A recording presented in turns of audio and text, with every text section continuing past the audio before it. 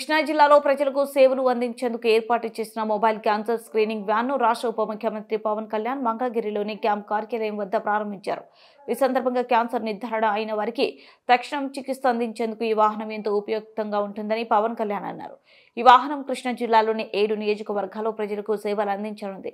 వారంలో 3 రోజుల పాటు మండల పరిధిలోని గ్రామాలు పర్యటించి అల్ట్రాసౌండ్, మమోగ్రామ్, రక్త పరీక్షలు, ఎక్స్రే, కెమికల్ ఎనాలిసిస్, కొలానోస్కోపీ వంటి పరీక్షలు ఈ మొబైల్ క్యాన్సర్ స్క్రీనింగ్ వ్యాన్ ద్వారా ఉచితంగా నిర్వహించనున్నారు. మహిళల్లో క్యాన్సర్ లక్షణాలను గుర్తించేందుకు నివారణ చర్యలో భాగంగా స్క్రీనింగ్ పరీక్షలు నిర్వహించేందుకు ఏర్పాట్లు జరుగుతున్నాయి.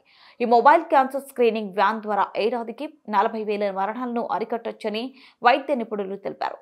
కాగా మచిలీపట్నం పార్లమెంట్ సభ్యులు వల్లభనేని బాలశౌరి చొరవతో భారత్ ఎలక్ట్రానిక్స్ లిమిటెడ్ సంస్థ CSR ఫండ్స్ ద్వారా 2 కోట్ల నిధులతో ఈ వాహనాన్ని ఏర్పాటు చేసింది. సామాజిక బాధ్యతతో ప్రజల కోసం ఈ వాహనాన్ని ఏర్పాటు చేసిన బేల్ కంపెనీ ప్రతినిధులను చొరవ చూపిన ఎంపీ వల్లభనేని బాలశౌరిని ఈ సందర్భంగా పవన్ కళ్యాణ్ అభినందించారు.